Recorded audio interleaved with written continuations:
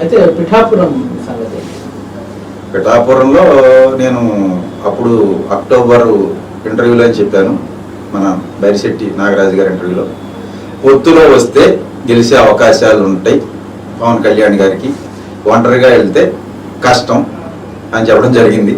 పొత్తులో ఉన్నారు కాబట్టి పవర్ స్టార్ గారు ఒక 4,500తో గెలవచ్చని మన జ్యోతిష్యం చెప్తున్నాం. కానీ బయట అందరూ కూడా ఒక 4,500-5,000తో వంగా గీత గారే గెలుతుందని చర్చ నడుతుంది. సరే ఏదనేది భగవంతుడు రేపు 4వ తారీఖు సాయంకాలానికి. అయితే పవన్ కళ్యాణ్ జాతకం ఎలా ఉంది సార్? అంటే ఆయనకి అసలు సీఎం పదవి వరించదు, ఆయన సీఎం కుర్చీకి అనర్హుడు, కొంతమంది జ్యోతిష్యులు చెప్తున్నారు.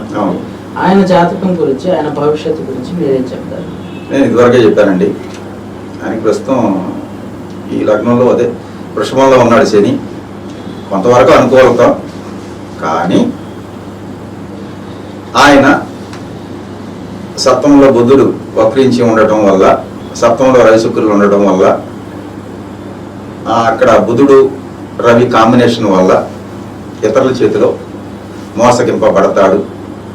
అది పరిపక్వత లేని రాజకీయాలు చేసి ఇతరుల చేతిలో మోసపోబడతాడని చెప్పి ప్రాచీన జ్యోతిష గ్రంథాల్లో రాసి ఉంది. ఆ కాంబినేషన్ అక్కడ ఉంటుంది, అదే జరుగుద్ది ఆయన జీవితంలో.